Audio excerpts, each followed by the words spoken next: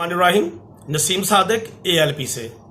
मेरे हम वतनों, आपको याद होगा पाकिस्तान में कोई भी पीपल्स पार्टी की हुकूमत आई, काफ लीग की हुकूमत रही और नून लीग की हुकूमत भी रही, और सब दावे करते रहे कि आपकी बेटी आफिया सिद्दीकी जो अमेरिका की कैद में है, इसकी रिहाई के लिए इन्होंने दिल से कोशिश की ही नहीं।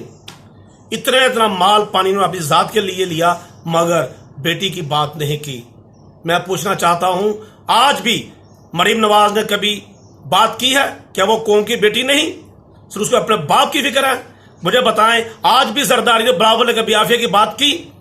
क्या वो इनकी बेटी नहीं, वो कौम की बेटी है? क्या मुझे बताएं, वो जो 7 साल 8 साल हुकूमत की काबलियों ने उनको याद नहीं आया? इमरान खान साहब वक्त के मौजूदा जो वज़ीर आज़म हैं, ये आप बोलते रहे, आप बहुत ज्यादा बोले, आप बोलने के नहीं,